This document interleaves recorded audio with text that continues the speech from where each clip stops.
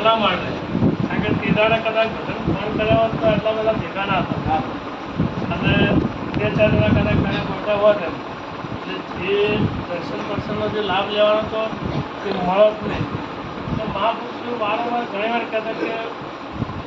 અમારે એક ભગત છે અમને ગાડી હતી ને ગાડી ઉપર લખેલું હતું કે બન્યું કે ન્યાય આપણા રાજુભાઈ છેલ્લા પોતામાં અમને ગાડી અમને ગાડી પાછળ લખેલું હતું કે જે બન્યું તે ન્યાય એટલે ભગવાન જે કરે ભલા માટે જ કરે. આપણને કદાચ લાગે કે આના કારણે આપણને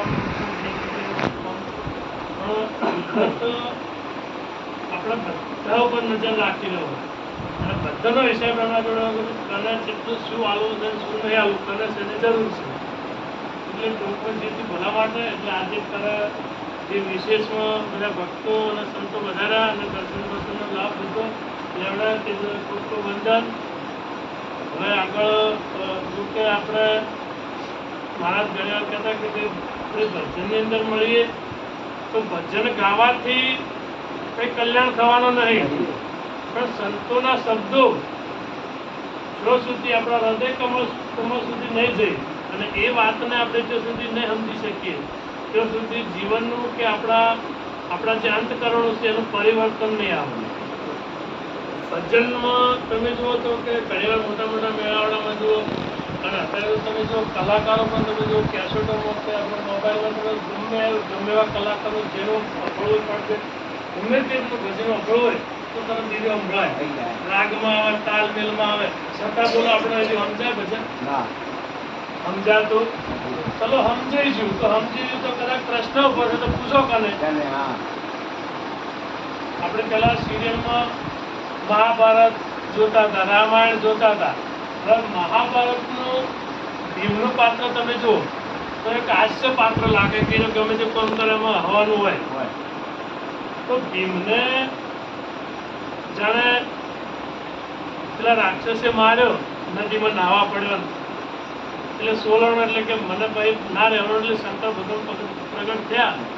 એટલે કે મને આવા દુઃખ થાય છે એટલે કે હાથ ફેર્યો એટલે અડધો વજ્રનો થઈ ગયો. વજ્ર એટલે શેહું શેહાને ચોપડીને બોલો મેળ દે આ લોખંડની પાઇપ વળી જાય કે 2 ટુકડા થઈ જાય તો લવારે એનું બિલ્ડિંગ કરે કદાચ વૈકણ હાથ કપાઈ જાય કે ચોપડી ચીરાઈ જાય તો ડોક્ટરનું ઓપરેશન કરીને જોઈન્ટ કરે બરાબર પણ વજ્ર અને ચોપડી તો જોઈન્ટ થાય ના છતાં આપણે જોયું અને જોઈને ભૂલીએ ગયા. કોઈ એમાંથી કોઈ હરિનોલાલ એવો પ્રગટ થયો કે એમાંથી પ્રશ્ન ઉભો કરીને કોઈ સંતોના ચરણે જો કે મારા આજ ચમ આવું છે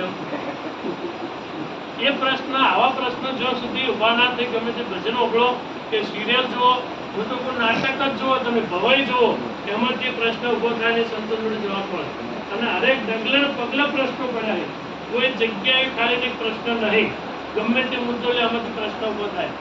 કોઈ પ્રશ્નનું સમાધાન આપણે કદી કરાયું નહીં. એટલે આપણું જેમ છે તેમાં ગુરુ મહારાજ પ્રત્યેની જે લાગણી અને સંતોનો સમાજ મારા તેજોભાઈ મહારાજ રહ્યા એ ખેતરમાં રહે હવાથી હોવા સુધી. આ તો તમે વિશેષ કહું તો એમને દીકરીનું લગ્ન છે ને ઓળાના વખતે ખેતરમાં જતા રહ્યા બોલો હળો તો જઈ કે મહારાજ અને તો એમની પાસે સમાધાન કર્યું કે ભાઈ ગોવિંદભાઈ દુકાન આગળ જઈને હાથ મેલે એટલે કે મારા આવી ગયું તો આવું સમાધાન ચિયો કરે કાઢો ને મારે પણ છતાંય તો એ જેટલો એ ભક્તિમાં રંગાણો ઘણા આ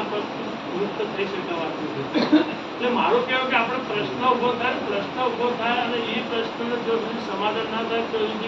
જીવનનું કલ્યાણ નહીં થાય. હું તો કોઈ ભજનમાં બેહો